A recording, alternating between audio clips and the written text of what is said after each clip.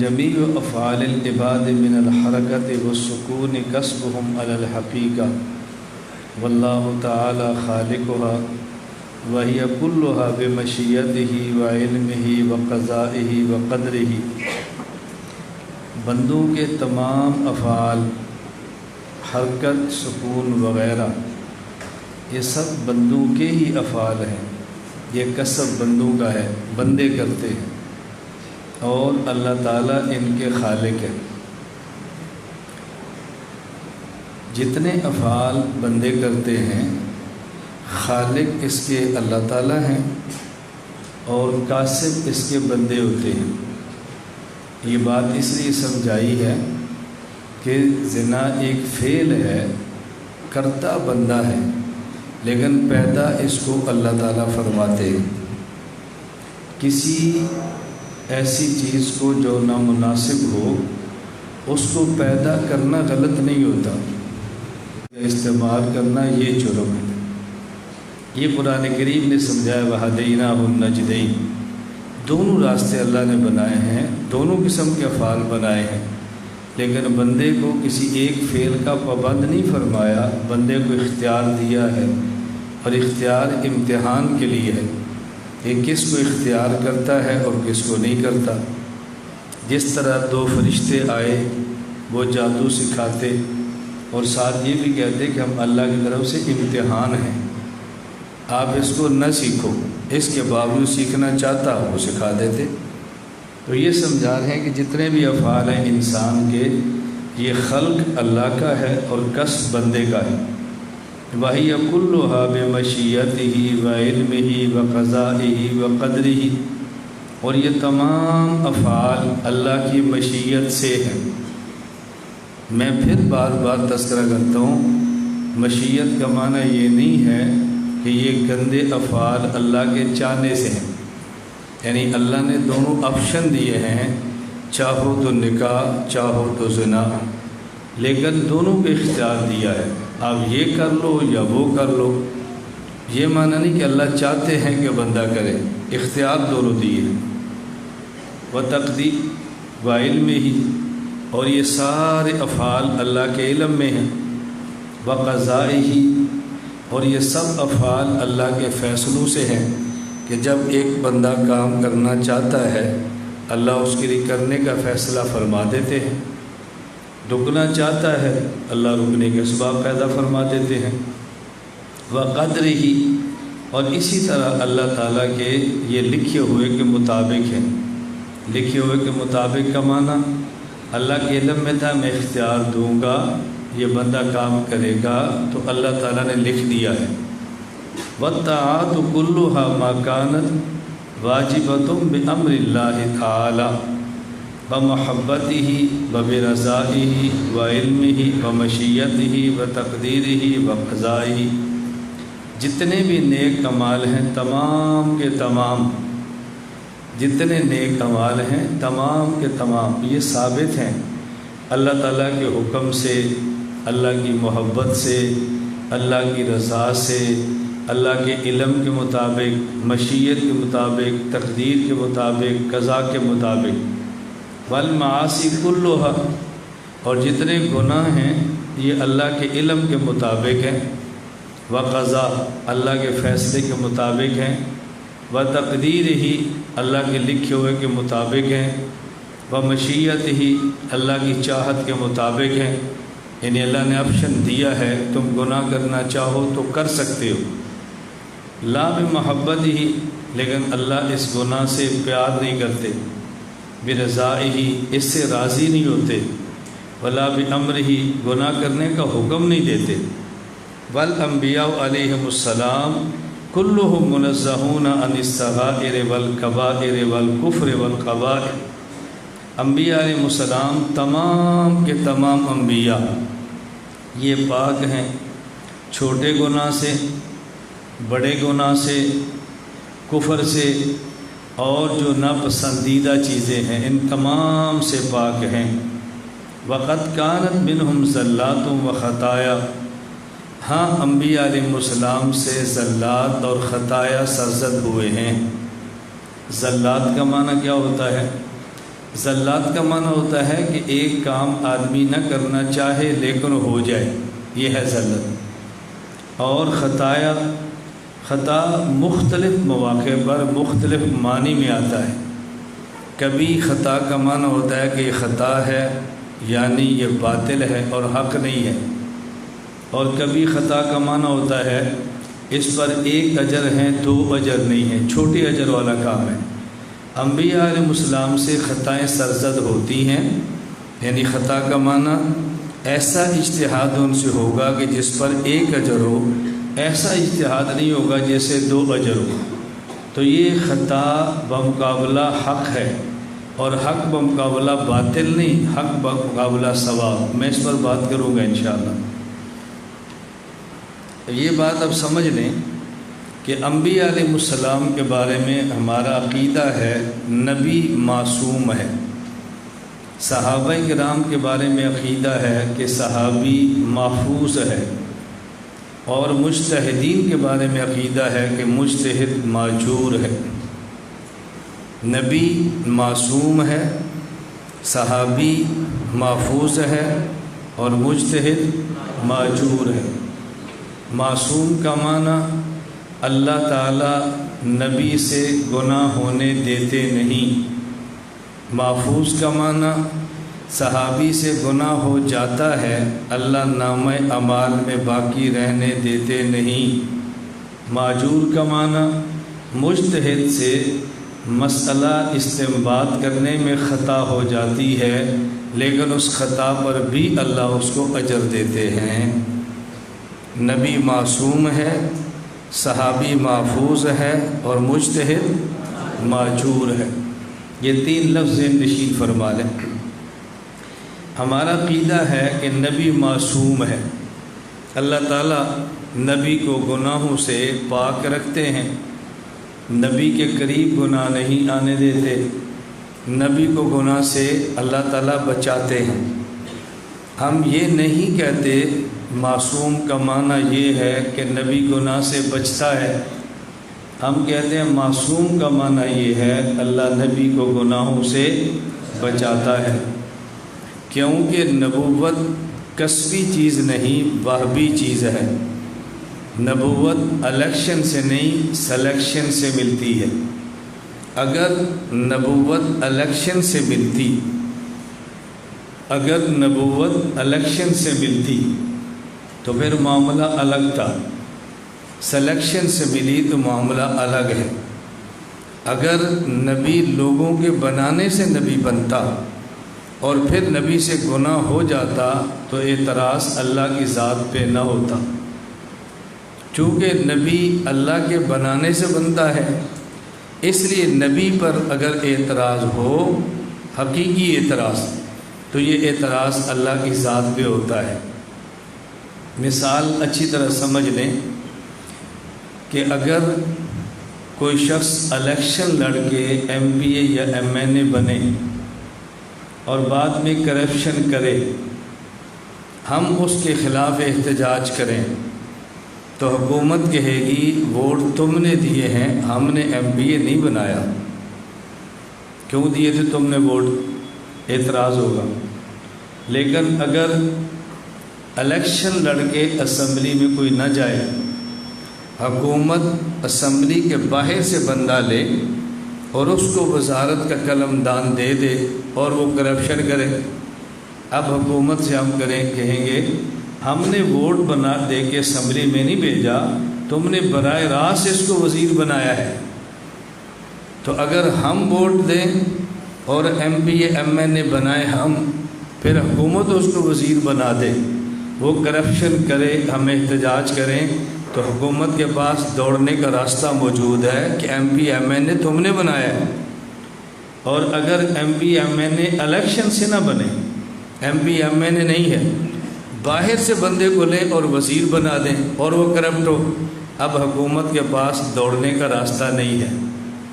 Election سے جانے والا کرپٹ ہو، اعتراض ان پر ہوگا جنہیں ووٹ دیے، تم نے کیوں چنا تھا، نہ چنتے اس کو۔ اور اگر سلیکشن سے بنے، پھر اعتراض حکومت پہ ہوتا ہے۔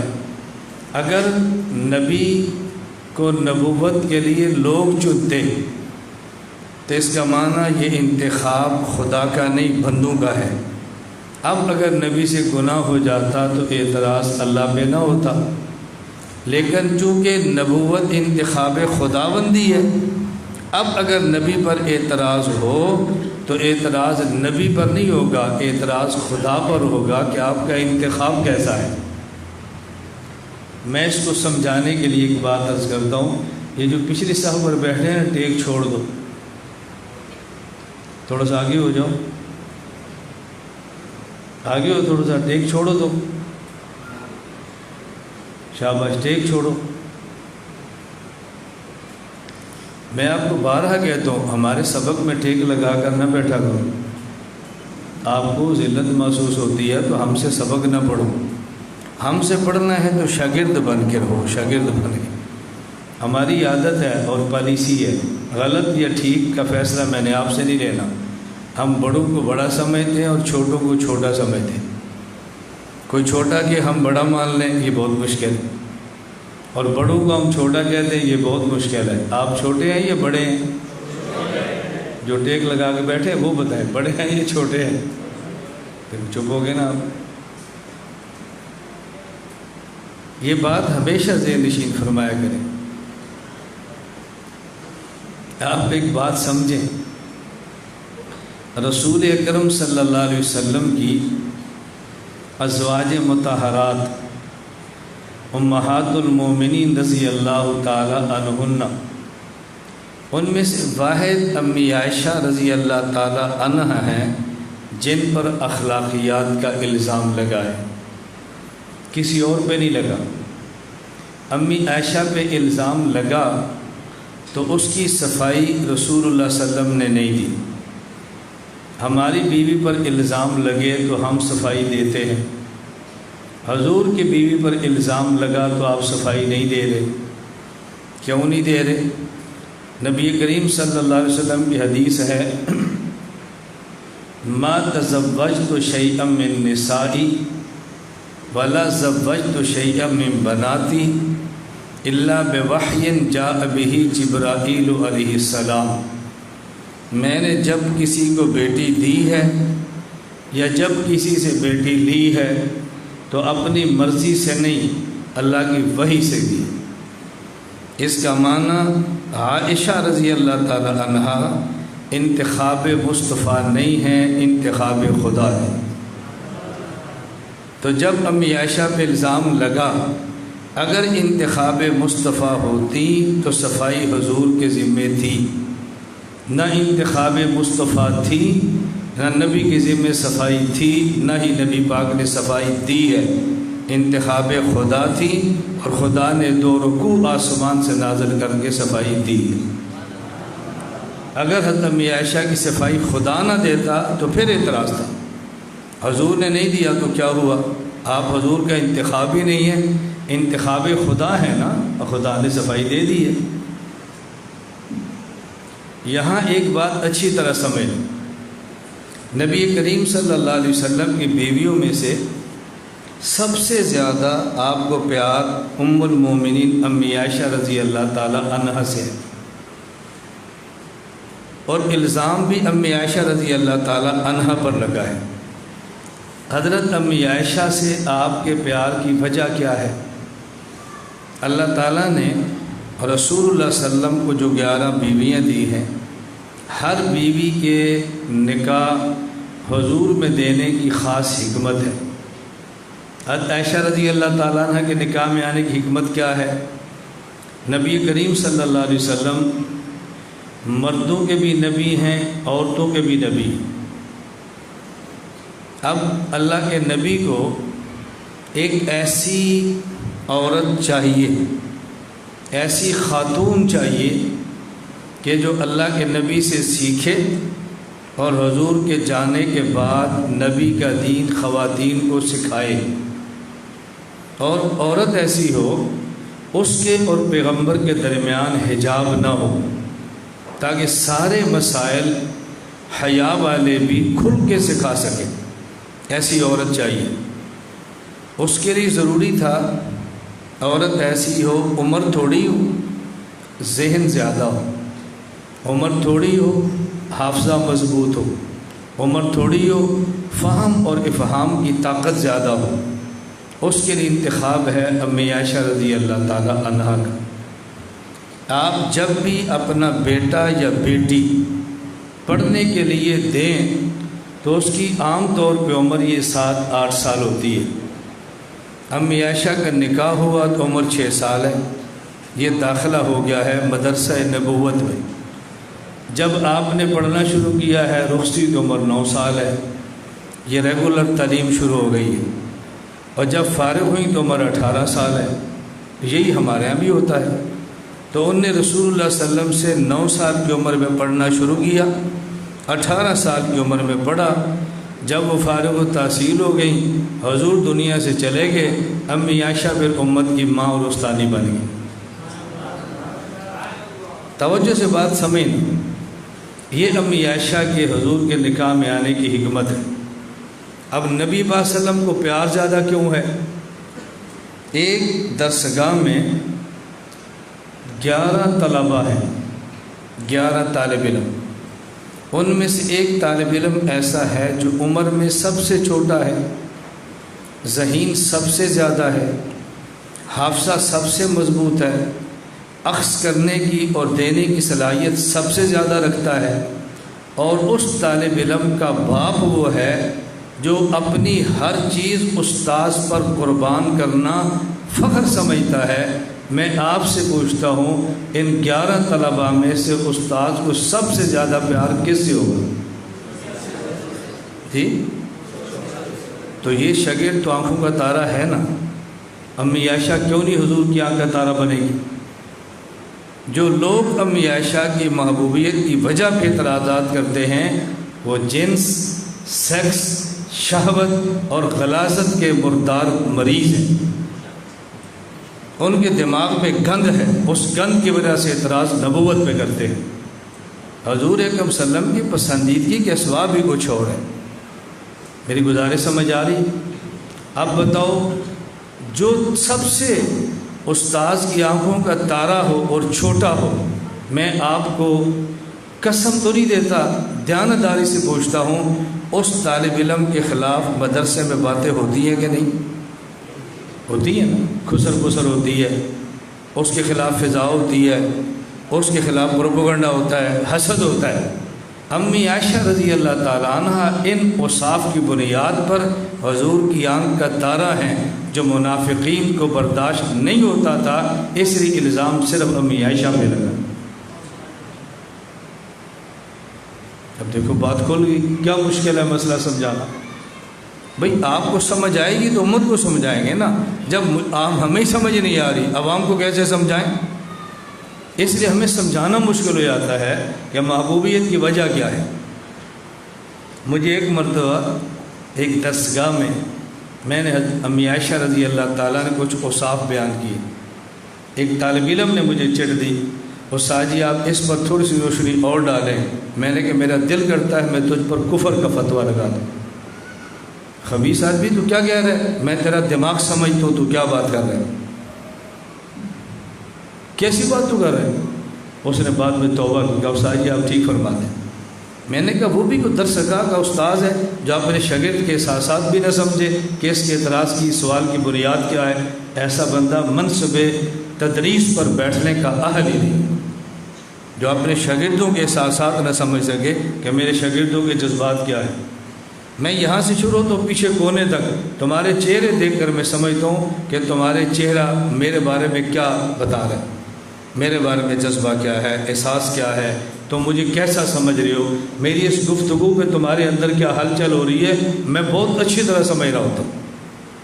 میں نے اس لیے آپ سے کہا کہ مجھے اندازہ ہوتا ہے ان میں سے میرا عقیدت مند کون ہے، اس میں سے ہمارا مخالف کون ہے، اس میں سے بات سمجھ کس کو آ رہی ہے، شرارت کی نگاہ سے کون دیکھ رہا ہے۔ اللہ کا شکر ہے ہم ان مراحل سے گزر رہے ہیں۔ مجھے دیکھا کوئی ادھر نہ دیکھو ورنہ میں کھڑا کر دوں گا۔ سمجھ آئی؟ ہاں، میں کئی بار کہہ چکا ہوں میری پوری درسگاہ پہ نظر ہے، تم پھر ایک دوسرے کو کہیں دیکھ لیتے، سمجھتے میں دیکھ نہیں رہا۔ کیسی بات کرتے ہیں آپ لوگ؟ ہماری سادگی سے دھوکہ مت کھانا۔ مومن کی شان ہے لا یخدع ولا یخدع، نہ دھوکہ کھاتا ہے نہ دھوکہ دیتا ہے۔ یہ الگ بات ہے کہ رسول اللہ صلی اللہ علیہ وسلم کی شان اللہ نے قرآن میں بیان کی ہے، فَمِنْهُمُ الَّذِينَ يُؤْذُونَ النَّبِيَّ وَيَقُولُونَ هُوَ أُذُنٌ قُلْ أُذُنُ خَيْرٌ لَكُمْ۔ منافق پیغمبر کو عذاب دیتے اور پھر وہ کہتے ہیں کہ حضور کو کچھ پتہ نہیں چلتا، بس سنتے ہیں لیکن ہماری بات سمجھتے نہیں ہیں۔ قرآن کریم نے کہا پیغمبر کا یوں ہی رہنا تمہارے لیے بہتر ہے، تمہاری ہر شرارت پیغمبر بیان کر دیں گے، تم رسوا ہو جاؤ گے، اس لیے نبی کا یوں ہی رہنا تمہارے لیے مناسب ہے۔ تو نبی کے وارث کی شان یہی ہونی چاہیے، درگزر کرے، خاموش رہے، لوگ سمجھے اس کو پتہ نہیں چل رہا، اسی میں خیر ہوتی ہے، اس دھوکے میں نہ رہنا بھی پتہ نہیں چل رہا۔ میں ایک واقعہ سنایا کرتا ہوں، یہاں کراچی میں ایک مولانا صاحب ہیں، مجھ سے انہوں نے سوال کیا، مجھ سے انہوں نے مجھے سمجھایا یہ لہجہ ٹھیک نہیں ہے، طرز ٹھیک نہیں ہے، اب لوگ اس لہجے کو نہیں قبول کرتے، یہ جو آپ نے طرز اختیار کیا ہوا ہے تھوڑا سا خیال کریں۔ میں نے کہا میں آپ سے 3 سوال کرتا ہوں، پھر وہ 3 سوال آپ مجھ سے کرنا۔ میں نے کہا آپ کہاں پیدا ہوئے ہیں؟ کیا کراچی میں؟ میں نے کہا آپ کہاں پڑھے ہو؟ کہا جی کراچی میں۔ میں نے کہا دین کی خدمت کہاں سر انجام دیتے ہو؟ کہا کراچی میں۔ میں نے کہا اب یہ 3 سوال آپ مجھ سے کرو۔ مجھے کہتے ہیں آپ کہاں پیدا ہوئے ہیں؟ میں نے کہا 87 جنوبی چھوٹے سے گاؤں میں۔ جی کہاں پڑھے ہو؟ میں نے کہا کراچی۔ دین کی خدمت کہاں کرتے ہو؟ میں نے کہا پوری دنیا میں۔ اب آپ کو مجھ سے مشورہ لینا چاہیے یا مجھے مشورہ دینا چاہیے؟ پیدا کہاں ہیں؟ بولو۔ پڑھے کہاں ہیں؟ پڑھاتے کہاں ہیں؟ اور سمجھا ہمیں رہے ہیں۔ ہم دیہات سے نکلے ہیں، دنیا پر چھا گئے ہیں، تمہیں ہم سے پوچھنا چاہیے بھئی کیسے آپ نے سفر کیا؟ آپ مجھے مشورہ دے رہے کہ نہیں پھر واپس آؤ۔ میں نے کہا لہجہ میرا اچھا نہیں ہے، لوگ آپ سے زیادہ مجھے سنتے ہیں، پھر آپ کو زیادہ سنیں، لہجہ آپ کا جو اچھا ہے آپ کو سنیں۔ طرز میرا اچھا نہیں ہے، سبق مجھ سے پڑھتے ہیں، وسائل آپ کے پاس ہیں، میڈیا دنیا میں میرا چل رہا ہے، اب میں آپ سے مشورہ کروں یا آپ مجھ سے مشورہ کریں؟ تو سمجھ آ رہی ہے بات؟ ہم کنویں میں بیٹھ کر پتہ نہیں کس چلیں چھوڑیں اس کو۔ نبی معصوم ہے، بات سمجھ آئی؟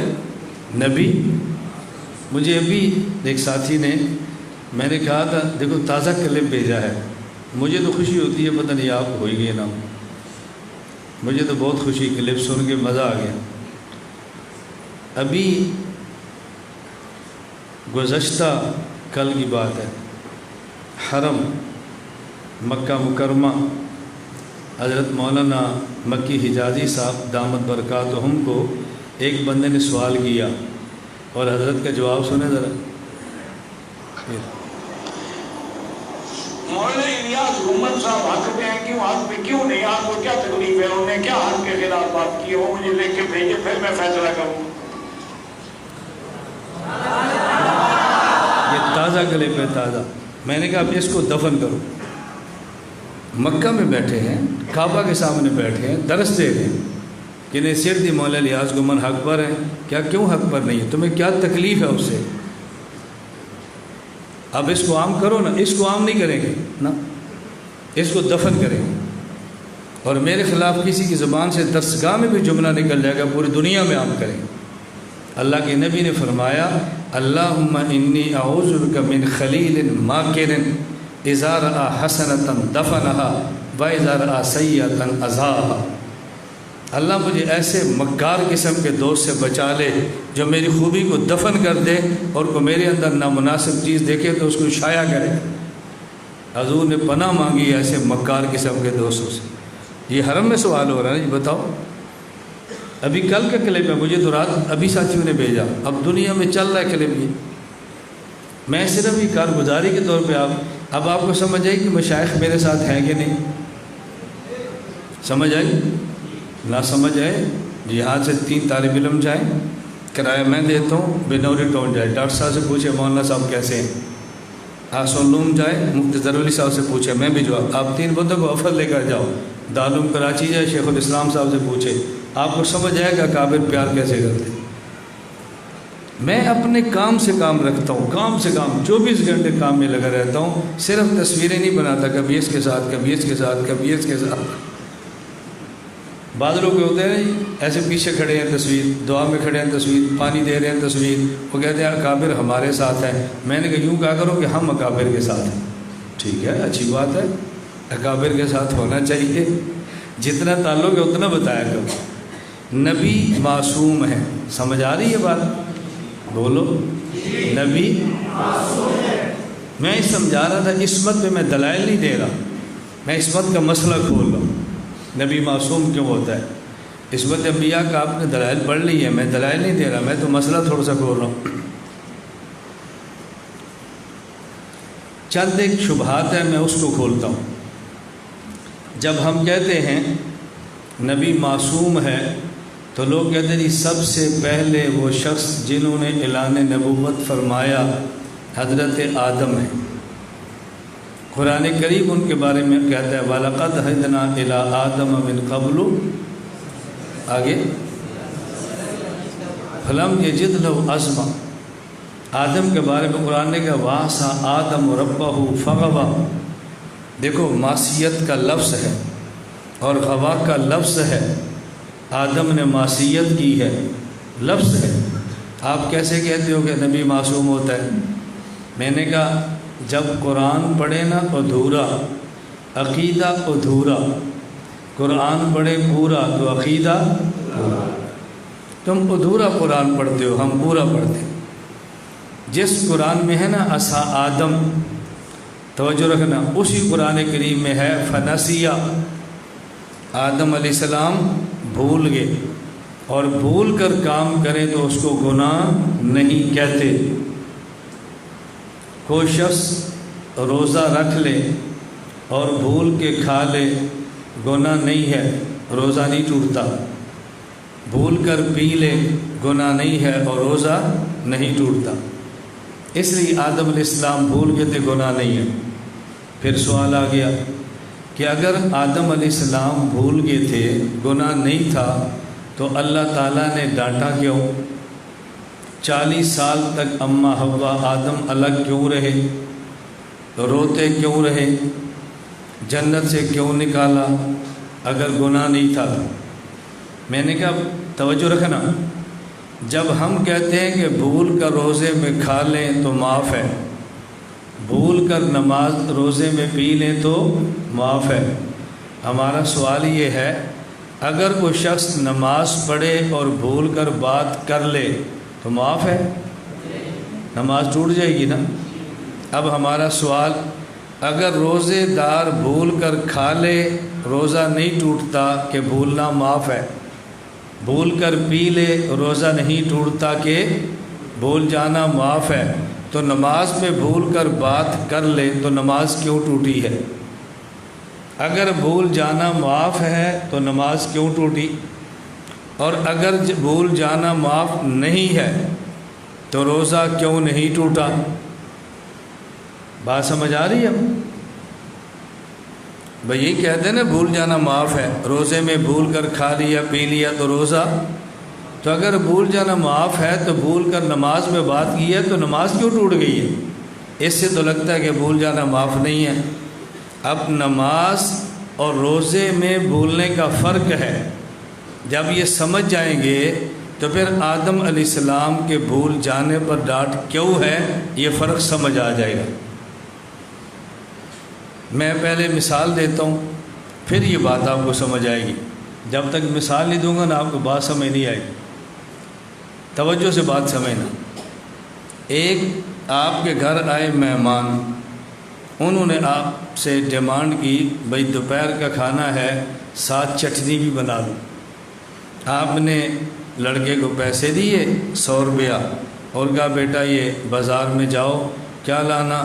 10 روپے کے ٹماٹر, 10 روپے کے پیاز, 10 روپے کا لہسن, 10 روپے کا دھنیا, 10 روپے کا ادرک, 10 روپے کا پودینہ, 10 روپے کی ہری مرچ، یہ اپنی چیزیں لکھ کے دی، 10 روپے کی ادرک۔ وہ جب واپس آیا شاپنگ بیگ کھولا تو اس میں ادرک نہیں تھی۔ اب آپ جوتا اٹھائیں اور اس کے سر پہ لگائیں یا اس کو ڈانٹیں، ادرک کیوں نہیں لایا؟ کہتا جی میں بھول گیا ہوں۔ بھول گیا ہے کیا مہمان کو جواب دیں گے؟ بھائی بھول گیا ہوں۔ مہمان بھی کہے گا بھائی بچہ ہے، 10 چیزیں آپ نے ذمہ لگائی تھی، ایک بھول گیا تو کون سی قیامت آ گئی ہے؟ اب یہ بھول جانا معاف ہے۔ مہمان آیا جی کیا کھائیں گے؟ بس جو بھی ہو ساتھ چٹنی ضرور بنائیں۔ آپ نے دیکھا گھر میں ساری چیزیں پڑی ہیں، آپ نے بچے کو 10 روپے دیے کہ جاؤ ادرک لے آؤ۔ وہ واپس آئے تو دھنیا لے آیا، پوچھا ادرک نہیں لایا؟ کہا جی بھول گیا ہوں۔ یہ بھولنا معاف ہے؟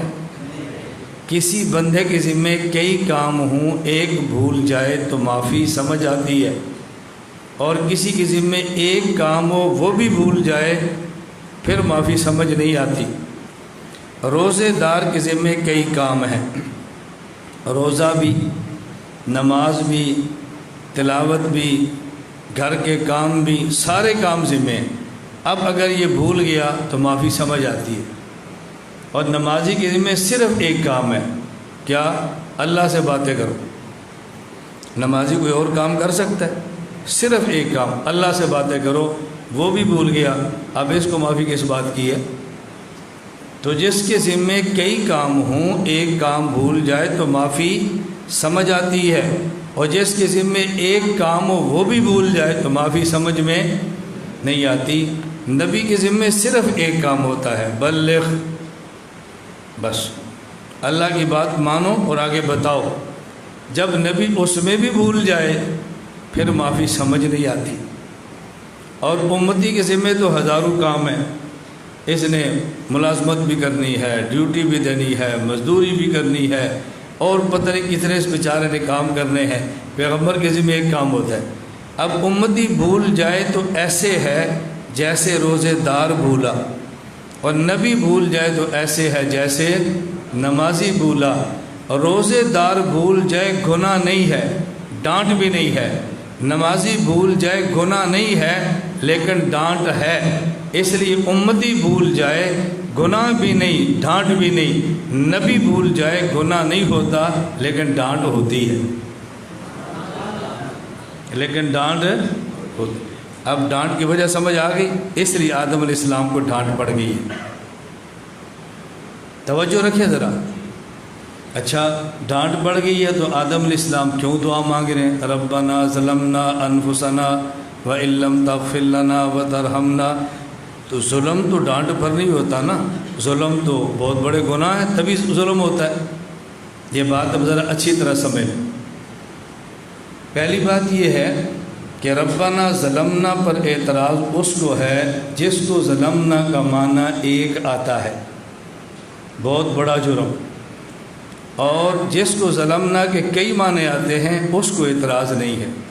آپ کو یاد ہے میں نے کل بتائے تھے، حمل کا ایک معنی تو اعتراض، دو معنی تو اعتراض، موتن کا ایک معنی تو اعتراض، دو معنی تو اعتراض، قلادہ کا ایک معنی تو اعتراض، دو معنی تو اعتراض، ظلمنا کا ایک معنی تو اعتراض، اور جب کئی معنی ہو پھر اعتراض نہیں ہوتا۔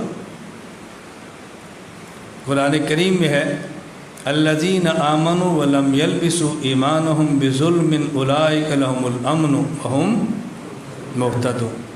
صحابہ کرام آگے انہوں نے کہا یا رسول اللہ اینا لم یظلم شیئا، ہم میں سے کون ہے جو ظلم نہ کرتا ہو؟ کیوں؟ انہوں نے ظلم کا معنی لیا کمی بیشی، وضع شیء فی غیر محلہ ظلم، کمی بیشی۔ ظلم کا معنی کیا ہے؟ بھائی ٹیک نہ لگاؤ، آپ ٹیک لگائیں گے تو کیا ہوگا؟ ظلم، کمی بیشی ہے نا۔ بھی استاد کے سامنے بیٹھے کیوں لگائی ہے؟ یہ کمی بیشی ہے۔ استاد آگے بیٹھا ہے، شاگرد اس کے آگے بیٹھ جاتا ہے، یہ کیا ہے؟ بولو، ظلم۔ کیوں؟ شاگرد کو پیچھے ہونا چاہیے، استاد کو آگے ہونا چاہیے۔ یہ گناہ نہیں ہے لیکن ظلم یہ بھی ہے، نامناسب ہے نا۔ وضع شیء فی غیر محلہ ہی ظلم۔ استاد سبق پڑھا رہا نیچے بیٹھ کے، شاگرد بیٹھ کے کرسی پہ بیٹھ کے سن رہا ہے، یہ گناہ ہے۔ لیکن ظلم تو ہے نا. اب دیکھو نا ظلم کے معنی میں کتنی توسع وسعت ہے. تو صحابہ کرام نے کہا ایونا لم یظلم شیئا، اللہ کے نبی کمی بیشی کس سے نہیں ہوتی، ہو ہی جاتی ہے، اس کا معنی ہمیں امن بھی نہیں ملے گا، ہدایت بھی نہیں ملے گی. رسول اللہ صلی اللہ علیہ وسلم فرمانے لگے یہاں ظلمن کا معنی وہ نہیں جو تم سمجھے ہو، یہاں ظلمن کا معنی وہ ہے جو حضرت لقمان نے اپنے بیٹے سے فرمایا یا بنی لا تشرک باللہ ان الشرک لظلم عظیم. اب کیا معنی ہوا؟ الذین آمنوا ولم یشرکوا باللہ شیئا اولئک لهم الامن وهم مہتدون. تو ظلمن کا ایک معنی ہوا یا کئی ہوئے؟ صحابہ کو بات سمجھ آ گئی. ہمارے ایک استاد فرمایا کرتے تھے صحابہ کو چونکہ قرآن سمجھ آتا تھا تو پریشان ہو جاتے تھے، ہمیں نہ سمجھ آتا ہے نہ پریشان ہوتے. بات ہی ختم. تو ربنا ظلمنا کا معنی ایک ہی ہے گناہ کرنا یا کئی معنی ہیں؟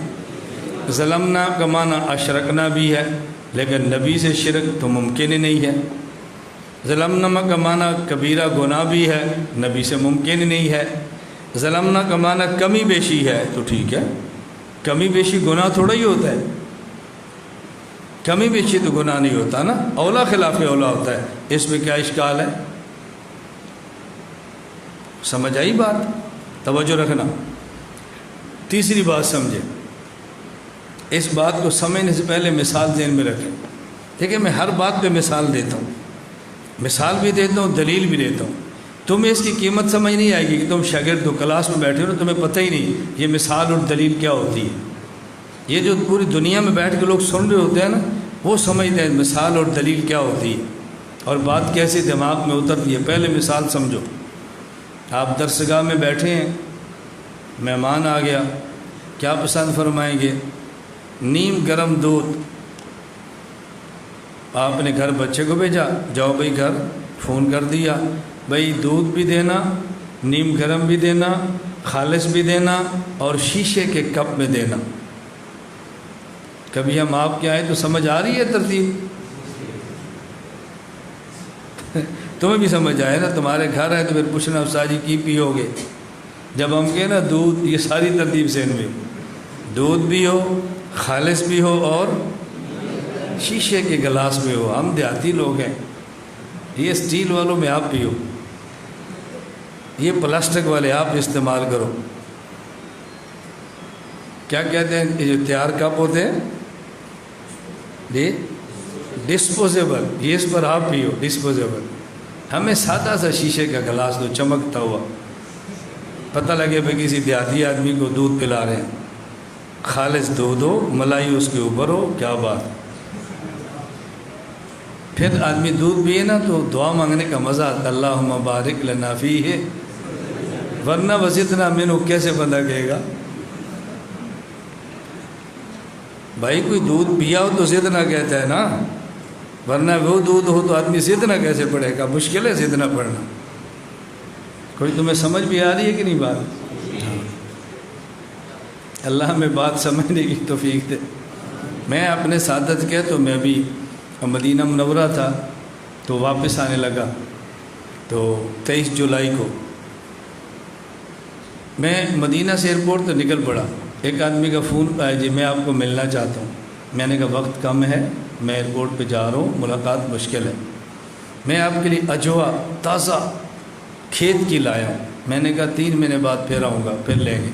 الحمدللہ ہم 3 مہینے بعد مدینہ پہنچ جاتے ہیں. دیکھو مناظر لوگ ہیں، شرارتی آدمی ہیں، امت کو توڑ رہے ہیں، ہر 3 مہینے بعد حضور کے روزے پہ بیٹھے ہوتے ہیں.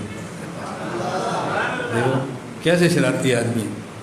آپ 10 سال میں ایک مرتبہ جاؤ تو حضور کا کرم ہے، اور ہم 3 ماہ بعد جائیں تو شرارتی ہیں.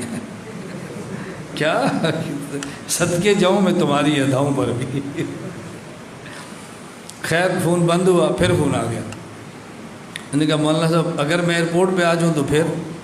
میں نے کہا آ جائیں، مجھے کیا اعتراض ہے. خیر وہ آیا، اجوا کھجور لایا. یہ اساتذہ کو پتہ ہے، میں نے ان کو بٹھایا اپنے کمرے میں، تو میں نے اساتذہ سے کہا بھی یہ اجوا کھجور کھاؤ. دیکھو کیسی زبردست، منہ میں ڈالو تو اندر جا رہی پوری کھجور، اتنی لمبی موٹی تازہ. منہ میں رکھو تو ایسے جاتی ہے، ایسے نرم کھجور۔ میں نے کہا دیکھو آپ یہ کھجور نہ کھاؤ، ویسے مارکیٹ سے اجوا لو، تو آپ نے سوچنا ہے کہ اجوا حضور کو پسند کیوں تھی، اور جب یہ کھاؤ گے نا تو پھر آپ نے سمجھنا ہے کہ حضور کو پسند کیوں تھی۔ اور دونوں لفظوں میں فرق سمجھ گئے ہو؟ عام مارکیٹ سے اجوا لو تو بندہ سوچتا ہے کہ حضور کو پسند کیوں تھی، اور ہمارے علی اجوا کھاؤ تو سمجھ آتی ہے حضور کو پسند کیوں تھی صلی اللہ علیہ وسلم۔ قرآن کریم میں والتین، آپ کراچی جاؤ اور یہاں سے لو انجیر، پھر کھاؤ، پھر آپ نے سوچنا ہے اللہ نے اس کی قسم کیوں کھائی ہے۔ ہمارے ساتھ ملیشیا جاؤ اور تازہ انجیر پھل سے توڑ کے، اتنی موٹی انجیر ایسے منہ میں ڈالو بغیر چبائے اندر جائے، پھر آپ نے کہنا ہے کہ اللہ نے انجیر کی قسم کیوں کھائی ہے۔ آپ کراچی میں رہتے ہیں نا بابا، آپ یہ انجیر کھاتے ہیں، ہمیں اللہ وہ انجیر دیتا ہے، ویسے وافر دیتا ہے، وافر۔ یہ میں آپ کو میں نصیحت کرتا ہوں، خالص خالص خالص عقیدہ بیان کرو، اللہ تمہیں خالص نعمتیں دے گا۔ خالص عقیدہ، خالص دین پر خالص مدد آتی ہے، خالص عقیدے پر خالص مال ملتا ہے، خالص عقیدے پر خالص دوست ملتے ہیں۔ اللہ نے ہمیں خالص دوست دیے ہیں، خالص خوراک دی ہے۔ دیکھو ہم کراچی میں ہوتے ہیں، ہمارے سب بھی صبح دسترخوان پر دیسی گھی پڑا ہوتا ہے، شکر پڑی ہوتی ہے، گندم کی تازہ بنی روٹی پڑی ہوتی ہے۔ یہاں کراچی میں بھی خالص عقیدے کی بہاریں کچھ اور ہیں، یہ کرو تو صحیح نا۔ خالص گلاب کے پھول تک پہنچنے کے لیے کانٹوں سے گزرنا پڑتا ہے، پھر خالص گلاب ملتا ہے۔ خالص حق بیان کرنے پر خالص نعمتیں ملتی ہیں، کچھ پروپوگنڈا، کچھ بک بک سننی پڑتی ہے، یہ کانٹے سننے پڑتے ہیں، اللہ پر دیتا ہے۔ تو تم خالص دولت چاہتی ہو کہ نہیں؟ بولتے نہیں ہو۔ خالص عقیدہ بیان کرو، ملاوٹ والوں سے دور ہو جاؤ۔ الحمدللہ ثم الحمدللہ، میں اللہ کا شکر ادا کرتا ہوں، باطل بڑا ہو یا چھوٹا ہمارے اسٹیج پہ نظر نہیں آئے گا، الحمدللہ۔ اور تم کسی سے کہو، ہم مولانا لیاز گمر صاحب بلاتے ہیں، ہمارے استاذ ہیں، دیکھنا فضا کیسے بنتی ہے، ہر بندے کی ہمت نہیں ہے۔ یہ خالص مال کا اپنا روب ہوتا ہے، اللہ آپ کو خالص حق عطا فرما دے۔ تو میں مثال دے رہا تھا، آپ نے بچہ بھیجا دودھ لاؤ، بات ہے نا ذہن میں۔ ابھی ہمارا دوسرا دورے کا سال ہے، اب ہمارے میزبان ہیں، یہ سمجھتے ہیں، پچھلے سال پہلا دورہ تھا تو نہیں سمجھتے تھے، تو میں نے ان سے کہا بھائی خالص دودھ لاؤ، ٹھنڈا کر کے لاؤ۔ ہمارے یہاں بھائی عبداللہ ہیں، میزبان ہیں ہمارے، مجھے کہتا ہے جی وہ ماموں کہہ رہے ہیں یہ پنجاب کا دودھ نہیں ہے، بھینس کالونی کا دودھ ہے۔ استاد جی پوچھو ایسا خالص دودھ نہ پیو، پیٹ خراب ہوگا۔ میں نے کہا ماموں سے بولو میں نے مشورہ نہیں مانگا، دودھ مانگا ہے۔ میں نے کہا میں نے دودھ مانگا تو مشورے دے رہے ہو، لاؤ تو صحیح، جب ہم پی جائیں گے تو پھر دیکھنا 5 دن آپ کے پاس ہی بیٹھے ہیں نا، کیوں پریشان ہوتے ہو؟ اب دوسرا سال آپ بغیر کہے دیتے ہیں، ان کو پتہ ہے بھائی یہ دودھ پیتے ہیں، صبح اٹھتے ہیں پھر دودھ، رات سوتے ہیں پھر دودھ، دوپہر جاتے ہیں پھر دودھ، سبحان اللہ۔ کراچی میں لوگ کہتے ہیں کراچی میں ملاوٹ بہت ہے، ہمیں اللہ کراچی میں خالص مال دے رہے۔ میں رمضان میں سعودی عرب گیا، ریاض جس میزبان کے یہاں ٹھہرا تھا، آپ کو یقین نہیں آئے گا، بازار سے گندم لے کے پسوا کے روٹی، دیسی گھی لگا کے، بکرے کی گردن کا قیمہ لا کے، دیسی گھی ذبح کر کے، ریاض شہر میں دیسی گھی کی روٹی، خالص گندم کی روٹیاں اور دیسی مرغی لے کر ذبح کر کے لاتے۔ انہوں نے کہا حضرت ہمیں پتہ ہے کہ آپ یہ مال کھاتے ہیں، اس لیے ہم نے آپ کے لیے خالص خوراک کا اہتمام کیا۔ میں نے کہا واہ اللہ تیری کیا کریمی شان، خالص عقیدے پر خالص مال ملتا ہے۔ میں تمہیں وہ راستہ بتا رہا ہوں کہ جس سے تمہیں خالص مال ملے گا۔ گند مارنا چھوڑ دو، اللہ گند کھلانا چھوڑ دیں گے۔ اور کچھ سمجھ آتی ہے تمہیں؟ میں جو تم خود کہتے ہو استاد یہ درمیان میں باتیں کیا کرو، میں پھر کر دیتا ہوں، پھر یہ نہ کہنا الفقہ الاکبر پوری نہیں ہوئی، پھر نہ کہنا الفقہ الاکبر پوری نہیں ہو رہی۔ بچہ بھیجا، وہ دودھ لے کر آیا، آ رہا تھا، ٹھوکر لگی، دودھ گر گیا، گلاس ٹوٹ گیا۔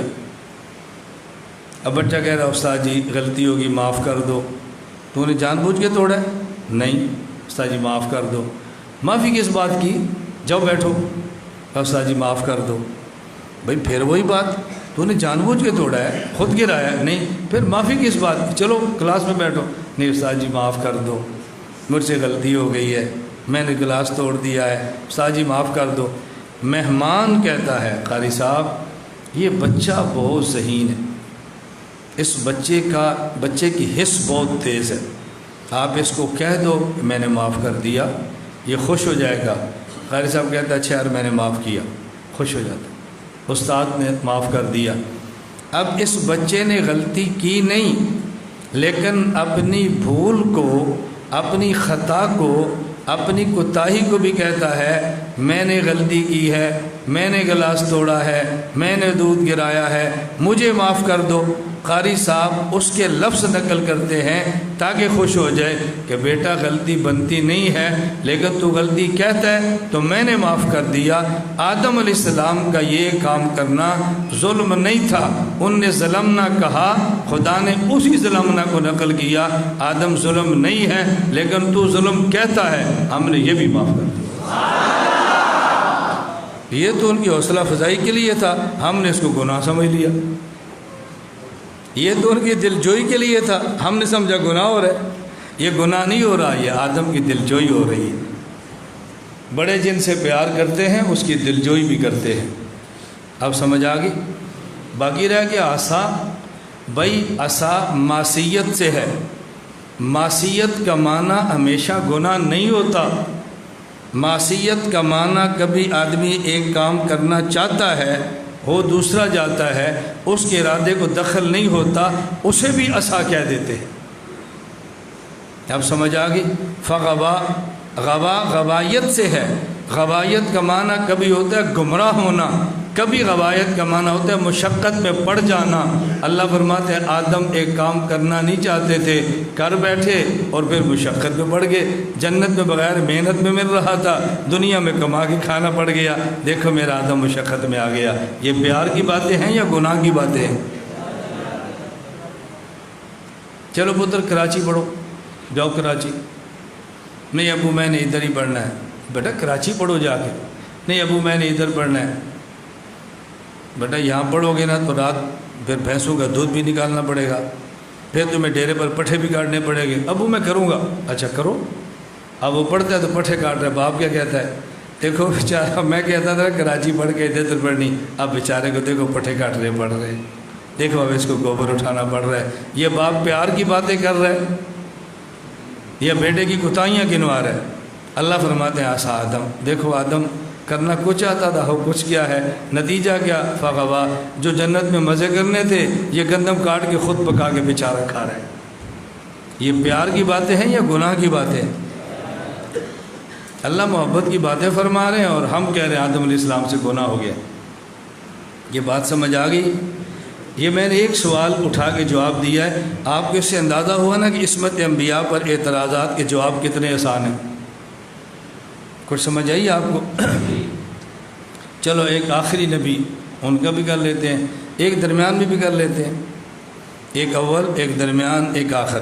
اس سے آپ کو اندازہ ہو جائے گا بھائی عصمت انبیاء پر جو اعتراضات ہیں اس کے جوابات ہیں۔ آپ نہ جواب دے سکیں لیکن یہ تو ہو جائے گا نا جوابات ہیں۔ یہ پہلے جواب ہم سے سنو، پھر جا کے پوچھو عصا کا جواب کیا ہے، ظلمنا کا جواب کیا ہے۔ بیٹا پھر تمہیں سمجھ آئے گا ہم نے دورے میں آپ کو کیا پڑھایا ہے۔ یہ پوچھنا ذرا، پھر تمہیں سمجھ آئے گی ہم نے کیا پڑھایا تمہیں۔ یونس علیہ السلام کے بارے میں قرآن کریم میں، میں لمبا واقعہ بیان نہیں کرتا، خلاصہ یونس علیہ السلام کو قرآن کہتا ہے فَظَنَّ أَلَّن نَقْدِرَ عَلَيْهِ فَنَادَى فِي الظُّلُمَاتِ اللَّا إِلَٰهَ إِلَّا أَنْتَ۔ جو اعتراض کرتے ہیں ان کا اعتراض کیا ہے؟ حضرت یونس علیہ السلام نے یہ گمان کیا اللہ نقدر علیہ کہ ہم اب اس پر قادر نہیں ہیں، ہماری قدرت سے نکل گیا ہے، ہم اس پہ قادر نہیں ہیں۔ دیکھو کتنا بڑا جرم ہے اللہ کے بارے میں یہ گمان کرنا. یہ اعتراض کرتے ہیں. ہم نے کہا بھائی اعتراض وہ کرتا ہے قدر یقدر قدرن، جس کو قدرن کا معنی ایک آتا ہے، ہمیں معنی 3 آتے ہیں. تمہیں معنی ایک آتا ہے اور ہمیں معنی 3 آتے ہیں. قدر یقدر کبھی مشتق ہوتا ہے قدرتن سے، کبھی مشتق ہوتا ہے قدرن سے، کبھی مشتق ہوتا ہے تقدیرن سے. جیسے مشتق ہے، یہ اعتراض تب ہے جب مشتق قدرتن سے ہو. یہ قدرتن سے نہیں ہے، قدرن سے ہے، اور قدرن کا معنی ہوتا ہے تنگی. حضرت یونس نے گمان کر لیا کہ میں ان کو چھوڑ کے چلا بھی جاؤں نا، میرا اللہ کریم ہے، وہ پھر بھی مجھ پہ تنگی نہیں کرے گا. اس حسن ظن پہ چلا گیا. کیا اشکال ہے؟ بتاؤ کیا اشکال ہے؟ اشکال تو آئی نہیں. او بھائی جاہل تم ہو جن کو ایک معنی آتا ہے، اعتراض نبی پہ کرتے ہو جس کو کئی معنی آتے ہیں. کچھ سمجھ آ گئی آپ کو؟ آگے چلیں. اب آخری نبی پر ایک سوال کا جواب دیکھ لو. حضور اکرم صلی اللہ علیہ وسلم، قرآن کریم میں ہے انا فتحنا لک فتحا مبینا لیغفر لک اللہ ما تقدم من ذنبک وما تأخر. اللہ کہہ رہے پیغمبر ہم نے آپ کو فتح مبین دی ہے تاکہ آگے اگلے اور پچھلے گناہ معاف کر دیں. آپ کہتے ہیں گناہ ہے ہی نہیں، جب گناہ کیا نہیں تو اللہ نے معاف کیا کیا ہے؟ میں نے کہا چلو ہم 1 منٹ کے لیے آپ والا معنی مانتے ہیں کہ ذنب کا معنی گناہ ہے. اگر یہاں ذنب کا معنی گناہ ہے تو ہمیں آیت کا ترجمہ کر کے بتاؤ. آیت کا ترجمہ کر کے بتاؤ، میں دیکھتا ہوں کیسے ترجمہ ہوتا ہے. انا فتحنا لک فتحا مبینا، ہم نے آپ کو واضح فتح دی ہے. کیوں دی ہے؟ تاکہ آپ کا گناہ معاف کریں. آپ کے حلقے کا مولانا صاحب الیکشن لڑتا ہے، ایم این اے بن کے اسمبلی میں جاتا ہے، جیت جاتا ہے، آپ جا کر کے استاد جی مبارک ہو، اللہ نے آپ کے سارے گناہ معاف کر دی. بھئی کیا کہہ رہے ہو؟ کو ساجی اللہ نے آپ کے گناہ معاف. کیوں؟ قرآن کریم میں اللہ نے اپنے نبی کو فرمایا میں نے تجھے فتح دی ہے تاکہ تیرے گناہ معاف کر دوں. اللہ نے آپ کو فتح دی ہے، استاجی مبارک کو گناہ معاف ہو گئے. اب بتاؤ گناہوں کی معافی کا فتح سے کیا تعلق ہے؟ اللہ تعالیٰ فرماتے ہم نے توبہ کی توفیق دی ہے تاکہ تمہارے گناہ معاف کر دیں. ہم نے استغفار کی توفیق دی ہے تمہارے گناہ معاف کر دیں. ہم نے تمہیں نماز کی توفیق دی ہے گناہ معاف کر دیں. یہ کیا؟ ہم نے فتح دی ہے تمہارے گناہ معاف کر دیں. بھئی یہ تو ہونا چاہیے تھا اے پیغمبر ہم نے آپ کو فتح دی ہے تاکہ آپ خلافت کا نظام قائم کر دیں. ہم نے آپ کو فتح دی ہے آپ مظلوموں کا بدلہ لے لیں. ہم نے آپ کو فتح دی ہے ان ظالموں کو مکے سے باہر نکال دیں. ہم نے آپ کو فتح دی ہے تاکہ حدود اللہ کو نافذ کر دیں. یہ بات تو سمجھ آتی ہے. ہم نے فتح دی ہے تاکہ آپ کے گناہ معاف کریں. بتاؤ فتح سے گناہ معاف ہوتے ہیں؟ فتح کا اور گناہ کی معافی کا جوڑ کیا ہے؟ تو آپ نے کیسے ذم کا معنی گناہ کر لیا؟ آپ ذم کا معنی گناہ کرو نا، پھر آیت میں ربط کر کے بتاؤ. سمجھ آ گئی بات؟ اب آیت کو سمجھو. پہلے 4 لفظ سمجھو. نمبر 1 لیغفر، غفر یغفر غفرانا. نمبر 2 تقدم. نمبر 3 تأخر. نمبر 4 درمیان میں من ذنبک. 4 کا معنی سمجھو. غفر یغفر غفرانا کا معنی ہے ڈھانپ لینا. یہ جو احتجاج ہوتا ہے اور پولیس ٹوپیاں پہن کے آتی ہے احتجاج کو روکنے کے لیے، جو ٹوپ پہنا ہوتا ہے لوہے کا، اسے کیا کہتے ہیں؟ مغفر، ڈھانپنے والا، تاکہ اگر کوئی پتھر مارے تو سر کو نہ لگے. مغفر اسے کہتے ہیں ڈھانپنے والا. غفر یغفر کا معنی ڈھانپ لینا. تقدم پہلی زندگی جو کہ مکی ہے. تأخر بعد والی زندگی جو کہ مدنی ہے. من ذنبک، ذنبن کو عربی زبان میں دم کو کہتے ہیں ذنب، دم، اور دم ہوتی ہے پیچھے. اس مناسبت سے الزام کو بھی ذنب کہتے ہیں کہ الزام آدمی کے منہ پر بیٹھ کے نہیں لگاتے، آدمی کی کمر کے پیچھے لگاتے ہیں۔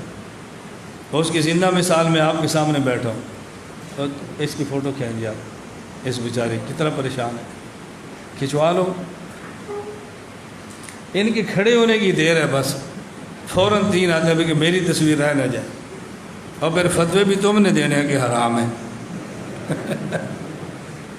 فتوے بھی یہیں سے آتے ہیں۔ بات سمجھ آ رہی ہے؟ ذنب کہتے ہیں دم کو، اور دم ہوتی ہے جانور کے پیچھے۔ اس مناسبت سے الزام کو بھی ذنبن کہتے ہیں، جو کہ الزام سامنے نہیں لگاتے بلکہ کمر کے، میں نے کہا اس کی مثال میں آپ کے سامنے موجود ہوں۔ کراچی والے کتنے مجھ پر الزام لگاتے ہیں، لیکن میرے سامنے بیٹھ کے نہیں، کمر کے پیچھے۔ جب میں سن نہ رہا ہوں وہاں لگائیں گے، تو میرے سامنے لگاؤ۔ ذنبن سمجھ آ گئی بات ہے؟ غفر یغفر غفرانن کا معنی ڈھانپ لینا، تقدمہ مکی زندگی، تاخرہ مدنی زندگی، ذنبن الزام، ذنبن اللہ فرماتے ہیں، توجہ رکھنا، میرے پیغمبر مکہ والوں نے الزام لگائے شاعر ہے، الزام لگائے ساحر ہے، الزام لگائے کاہن ہے، الزام لگائے مجنون ہے۔ مدینہ آئے، الزام لگائے یہ لیڈر بننا چاہتا ہے، حکومت کا شوق ہے، الزام لگائے مذہبی قیادت چاہ رہے ہیں۔ کچھ الزام تقدمہ مکہ والوں نے لگائے، کچھ الزام تأخرہ مدینہ والوں نے لگائے۔ الزام وہ لگاتا ہے جو مخالف ہو، وہ نہیں لگاتا جو عقیدت مند ہو۔ ہم نے مکہ فتح کرا کے آپ کے دشمن غلام بنا دیے، مخالف موافق بنا دیے، جان لینے والے عقیدت مند بنا دیے۔ جو الزام مکہ میں لگتے تھے فتح دے کے وہ بھی ڈھانپ لیے، جو مدینہ میں لگتے تھے فتح دے کے وہ بھی ڈھانپ لیے۔ کدھر گیا اعتراض آپ کا بھائی؟ کوئی رہا اعتراض؟ پتہ نہیں کس اعتراض پہ لوگ ناز کرتے ہیں۔ میں طلبہ سے کہتا ہوں ہم سے دلیل بھی لو اور دلیل بیان کرنے کا لہجہ بھی لو۔ آپ دیکھیں نا، دلوں میں نہ اترے تو پھر کیا نا، مخالف بھی 20 مرتبہ سوچے گا میں کس بات پہ اعتراض کر رہا تھا۔ ہم بس آپ کہتے ہیں کہ باعث چھیڑ لیتے ہیں اور چھیڑ کے پھر سوچتے ہیں اس کو سمیٹے کیسے، سمجھا نہیں پاتے۔ میں نے اس لیے گزارش کی ہے، میں جو بار بار طلبہ سے کہتا ہوں بھئی ہمارے پاس آؤ، تخصص کرو، سال لگاؤ، پڑھو، میں اس لیے کہتا ہوں بیٹا دلیل بھی سیکھو، دلیل بیان کرنے کا طرز بھی سیکھو، طرز بھی سیکھو، دلیل کیسے بیان کرنی ہے۔ سمجھ آ گئی؟ کافی ہے یہ میں نسبت انبیاء پہ صرف 3 اعتراض بیان کیے۔ چلیں ایک اور میں اعتراض چھیڑتا ہوں آپ کو سمجھانے کے لیے، اور یہ جو جوابات میں دے رہا ہوں نا، تم کتابیں تلاش کرو، تفسیریں تلاش کرو، درسگاہیں تلاش کرو، پھر دیکھنا یہ جواب کہاں ملتے ہیں۔ آپ دیکھنا تھا نا، توجہ رکھنا۔ یا ایھا النبی لما تحرم ما احل اللہ لک۔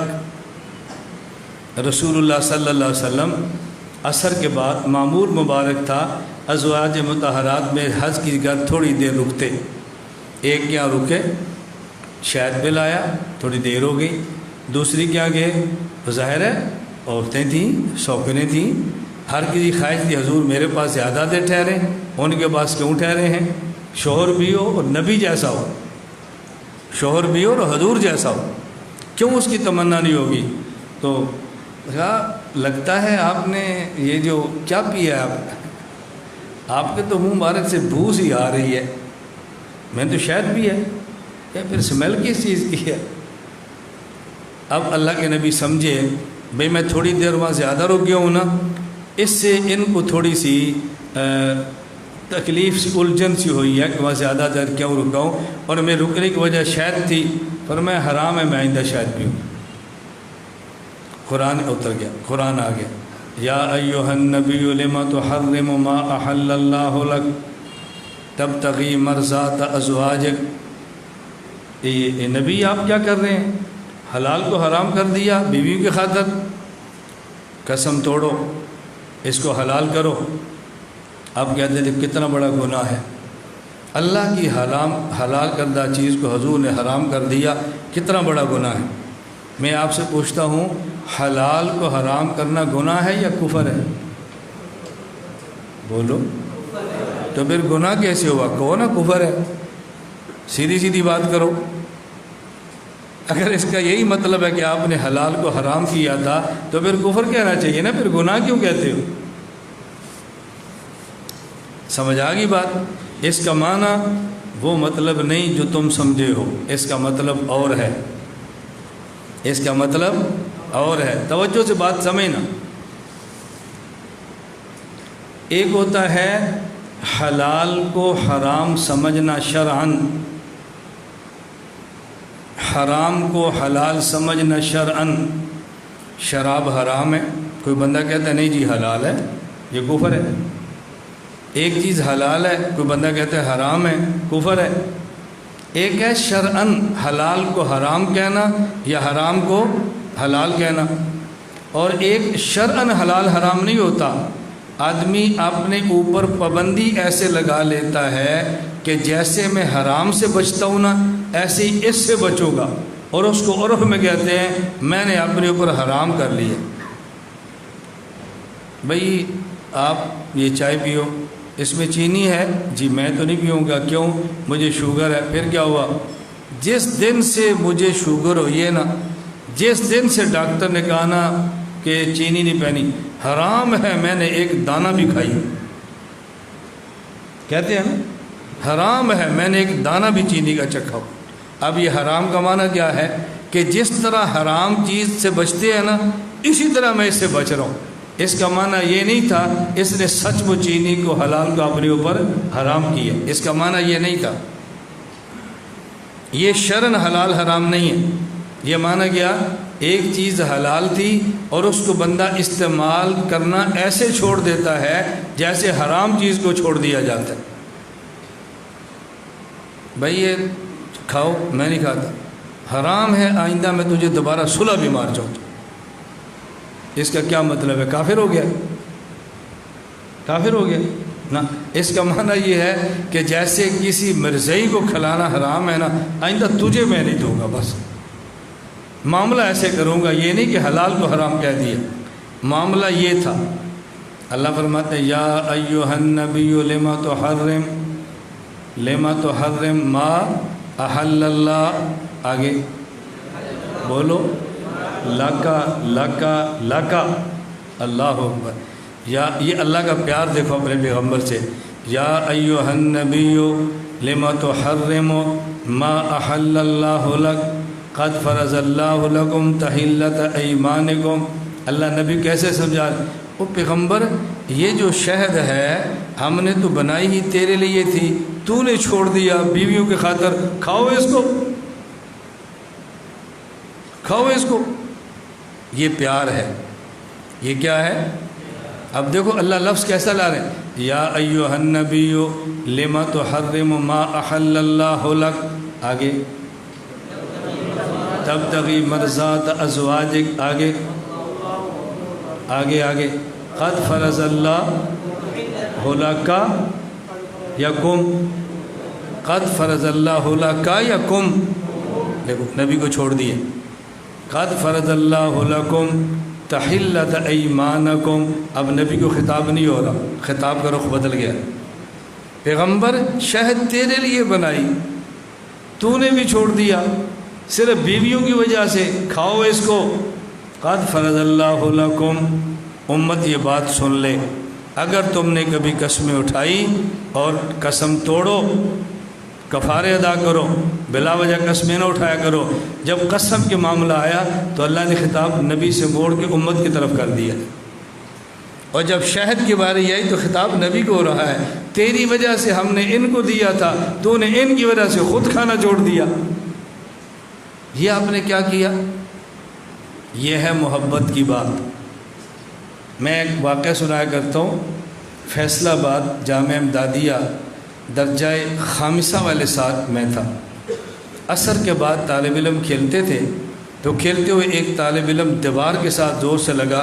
اس کا بازو یہاں سے ٹوٹ گیا اور ہڈی باہر نکل آئی، ہسپتال لے گئے۔ اب اس کو جس کا خون دے اس کا بلڈ گروپ نہ ملے، میں گیا تو میرا بلڈ گروپ مل گیا، میں نے خون دے دیا۔ جب خون دے کر واپس آیا، ظہر کی نماز کے بعد ہم کلاس میں سبق پڑھ رہے تھے درسگاہ میں، حضرت شیخ مولانا نذیر احمد صاحب رحمۃ اللہ علیہ تشریف لائے، درسگاہ کے باہر کھڑے ہوئے، الیاس ادھر آ، کلاس میں سبق ہو رہا ہے، استاد بیٹھے ہیں، الیاس ادھر آ۔ میں باہر آ گیا، مجھے طالب اپنے دفتر لے گئے۔ تو خون کیوں دیتا ہے؟ تو خون کیوں دیتا ہے؟ باقی مڑے مر گئے سن، تو خون کیوں دیتا ہے؟ اب استاد غصے ہو، تو نے خون کیوں دیا ہے؟ اور کوئی خون نہیں دے سکتا تھا۔ اب یہ مجھے ڈانٹ ہو رہی ہے، یہ پیار کی ہے یا نفرت کی ہے؟ 200 روپیہ دیا، کہا اس کا دودھ پینا، 1-2 کلو کھجور دی، اس کو کھانا۔ پھر کہتا ہے یہ پنجیری تھی، کوئی طالب علم کا باپ دے گیا ہے، میں بھول گیا ہوں کس کی ہے، یہ بھی تو کھا لے، مجھے پتہ چلے گا تو میں اس کو پیسے دے دوں گا۔ تو نے خون کیوں دیا ہے؟ یہ ڈانٹا جا رہا ہے تو میں نے غلط کام کیا تھا۔ اللہ فرماتا ہے یا ایھا النبی لما تحرم، اے میرے نبی تو نے کیوں چھوڑا شہد کو؟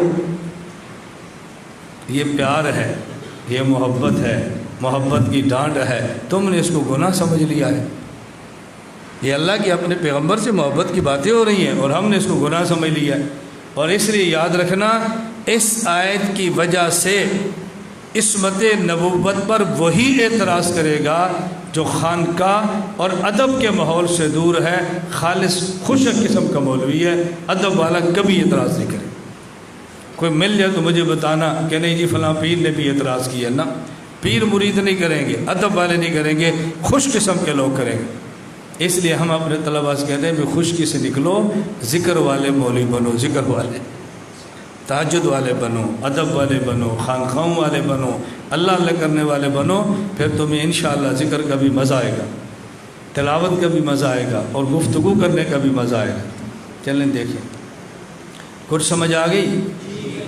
میں نے عصمت انبیاء پر سارے اعتراض کے جواب نہیں دیے، میں نے چند ایک جواب دیے۔ آپ کو یہ تو سمجھ آ گئی نا کہ اعتراضات کا جواب دینا آسان ہے؟ بولو۔ ویسے دیکھو کتنا مشکل ذہن بنا ہوتا ہے، بھئی اس کا جواب کیا ہوگا، اس کا جواب کیا ہوگا۔ میں اس لیے کہتا ہوں جب تک آپ کے پاس جوابات نہیں ہوں گے آپ ڈریں گے، کوئی بندہ مجھ سے پوچھ نہ لے۔ آپ کو جواب آئیں گے، آپ تلاش کریں گے، کوئی مجھ سے پوچھے اور میں بولوں۔ آپ تلاش کریں گے کوئی بندہ مجھ سے پوچھے اور میں بات کروں، ورنہ آپ نے گھبراتے رہنا کہ مجھ سے پوچھ ہی نہ لے۔ چلیں دیکھیں، وَمُحَمَّدٌ علیہ الصلاۃ والسلام عبدہ وحبیبہ ورسولہ ونبیہ وصفیہ ومنتقاہ ولم یعبد الصنم۔ حضرت محمد علیہ الصلاۃ والسلام عبدہ، سب سے پہلے کیا لفظ ہے؟ عبدہ، بندے۔ عبدیت کا مقام سب سے بلند ہے۔ سبحان الذی اسری بعبدہ۔ میں کئی بار اپنے طلباء سے کہتا ہوں ہم عجیب لڑائی لڑ رہے ہوتے ہیں، سبحان الذی اسری بنورہ نہیں کہا، بعبدہ کہا ہے۔ ہم یہ لڑائی لڑ، اور بھئی جو کہا ہے اس کو تو کھولو۔ بنورہ کہہ دیتے تو پھر کیا تھا؟ وہ ہمارے خلاف تھا۔ بنورہ کہہ دیتے تو ہمارے خلاف تھا۔ ہم پیغمبر کی ذات کو بشر مانتے ہیں، پیغمبر کی صفت کو نور مانتے ہیں۔ بے عبدہ کہہ دیتے تب بھی ٹھیک تھا، بنورہ فرما دیتے تب بھی ٹھیک تھا۔ بنورہ کہتے تو ہمارے خلاف ہو جانا تھا۔ اللہ فرماتے ہیں سبحان الذی اسری بعبدہ من المسجد الحرام الی المسجد الاقصی۔ کائنات کا سب سے اعلیٰ مکان عرش ہے، کائنات کا سب سے اعلیٰ مکان عرش ہے، اور سب سے اعلیٰ مقام عبدیت ہے۔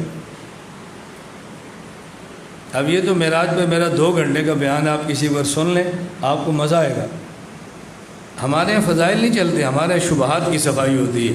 ہم مکہ سے شروع ہوتے ہیں عرش تک جاتے ہیں، شبہ صاف کرو، عقیدوں کا جواب دو، مسائل چھیڑو، مسائل۔ حل کرو اس کو. سب سے اعلیٰ مکان بولو عرش، اور سب سے اعلیٰ مقام اللہ نے فرمایا میرے پیغمبر ابدیت میں انتہا آپ نے کی ہے، اعلیٰ مکان دینے میں انتہا ہم نے کی. جیسی ابدیت ہوتی ہے ویسا مکان دیتے ہیں. تم ابدیت میں اخیر تھے، بے عبد ہی ہم نے عرش تک تمہیں پہنچا دیا. جتنا متواضع ہوگا اتنا ہی بلند ہوگا. من تواضع للہ رفعہ اللہ. تواضع میں ابدیت میں تم ہو، بلند کرنے میں عرش پہ لے جانے میں ہم ہیں. دیکھو نا کتنا معراج کا مسئلہ حل ہوتا ہے. اصل یہ ہوتا ہے کہ آدمی مسائل حل کرے. بات یہ ایسے درمیان میں بات آ گئی. میں ایک جگہ گجرانوالہ جلسے کے لیے گیا، بیٹھا ہوا تھا. ایک بندہ آ گیا، جی میں نے سوال کرنا ہے. میں نے کہا جی کریں، اجازت ہے. میں نے کہا کون سا اجازت لے کر کمرے میں داخل ہو گئے ہو، ویسے ہی آ گئے تو بات بھی کر لو. میں نے کہا بتاؤ کیا مسئلہ ہے. رسول اللہ صلی اللہ علیہ وسلم جب معراج پہ گئے تھے تو آپ نے دیکھا کہ اس کو عذاب ہو رہا ہے، یہ اس کے اوپر سام مسلط ہے، یہ جہنم کے تنور میں ہے. جو معراج کی رات آپ نے عذاب دیکھے، یہ عذاب ہو رہا ہے. حضور پاک صلی اللہ علیہ وسلم معراج کے لیے اوپر گئے تھے، آپ نے سارے اوپر دیکھے تھے عذاب. آپ کہتے ہیں عذاب جسم کو ہوتا ہے اور قبر تو زمین پر ہے، تو پھر آپ نے اوپر کیا دیکھا؟ سوال سمجھ آ گیا؟ ہمارا عقیدہ کہ عذاب کس کو ہوتا ہے؟ روح مال جسم کو. وہ سمجھانا چاہ رہا تھا بھی تم کہتے ہو اس قبر میں عذاب ہوتا ہے، یہ قبر تو نیچے ہے، تو حضور پاک پھر اوپر دیکھ رہے ہیں، اس کا معنی ہے کہ اس قبر میں عذاب نہیں ہوتا. میں نے کہا چلو ہم غلط کہتے ہیں، قبر میں نہیں ہوتا، تم بتا دو کہاں ہوتا ہے. میں نے کہا تم بتا دو، ہمیں تو غلطی لگ گئی. ہم نے کہا اس قبر میں ہوتا ہے، تم بتا دو کس کو ہوتا ہے. نہیں جی روح کو ہوتا ہے. میں نے کہا کس روح کو؟ نیک کو یا بری کو؟ کافر یا مسلمان؟ کہا جی کافر کو. میں نے کہا کافروں کی روح کہاں ہوتی ہے؟ کہا جی سجین. میں نے کہا سجین کدھر ہے؟ کہا جی 7 آسمان کے نیچے. تو میں نے کہا پھر 7 گنا اعتراض تو تمہارے اوپر ہو گیا.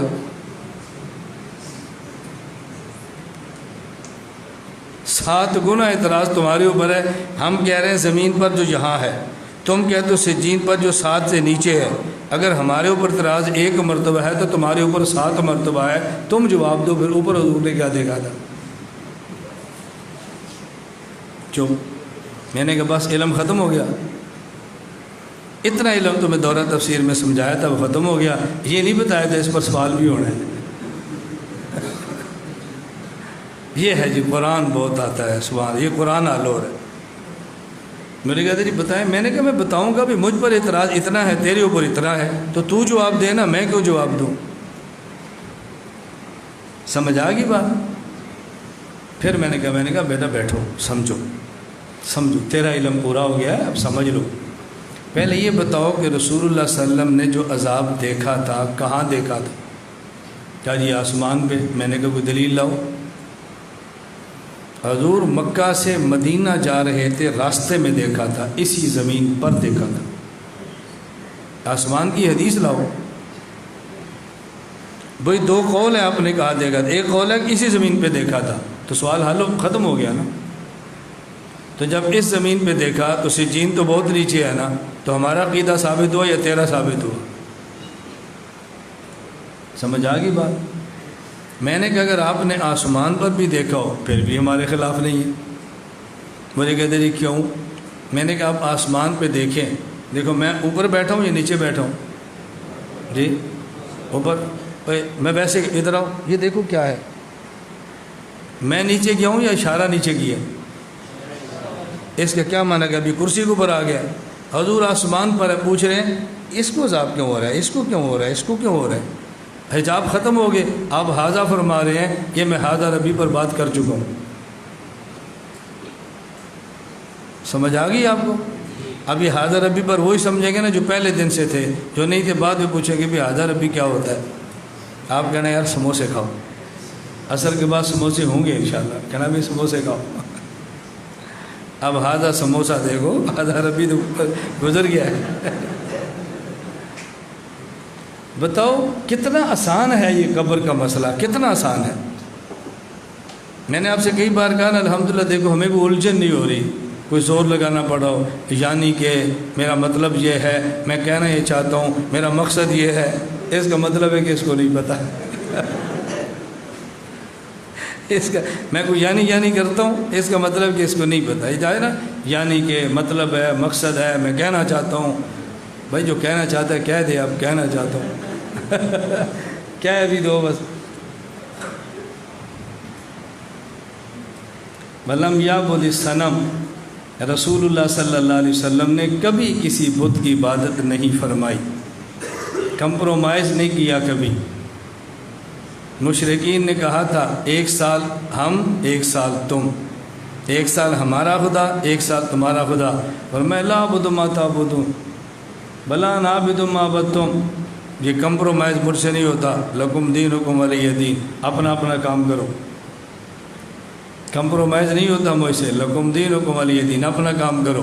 اور ہم سے بھی کمپرومائز کی توقع رکھنے والے بھول جائیں، ہم سے کمپرومائز نہیں ہوتی، جو کرتے ہیں ہم ان کو تو کوئی اعتراض نہیں کر رہے نا، میں کہتا ہوں بھی ہم سے نہیں ہوتی بس۔ وَلَمْ يُشْرِكْ بِاللَّهِ طَرْفَةَ عَيْنٍ قَطُّ، رسول اکرم صلی اللہ علیہ وسلم نے پل جھپکنے کے برابر بھی کبھی شرک نہیں فرمایا۔ وَلَمْ يَرْتَكِبْ صَغِيرَةً وَلَا كَبِيرَةً قَطُّ، حضور پاک نے نہ کبھی چھوٹا گناہ کیا ہے، نہ اللہ کے نبی نے بڑا گناہ کیا ہے۔ افضل الناس بعد النبی صلی اللہ علیہ وسلم ابو بکر صدیق، ثم عمر بن الخطاب الفاروق، ثم عثمان بن عفان ذو النورین، ثم علی بن ابی طالب المرتضی رضی اللہ تعالی عنہم اجمعین۔ نبی پاک صلی اللہ علیہ وسلم کے بعد اس امت میں سب سے افضل شخص ابو بکر صدیق ہیں۔ دلیل آسان ترین ذہن میں رکھ لو، آسان ترین۔ دیکھیں نبوت کے بعد سب سے بڑا مقام صحابیت ہے، مقام، اب جس کو جتنا مقام صحابیت ملے گا نا وہ اتنا ہی افضل ہوگا۔ ابو بکر صدیق واحد وہ شخص ہیں جن کو قرآن نے صحابی کہا ہے، اور لفظ صحابہ کے لیے آئے ہیں، لیکن صحابی کا لفظ یہ صرف ابو بکر صدیق کو قرآن نے کہا ہے، اس یقول لصاحبہ، یہ بات یاد رکھنا۔ اس لیے صحبت صحابیت ابو بکر صدیق کا انکار کفر ہے،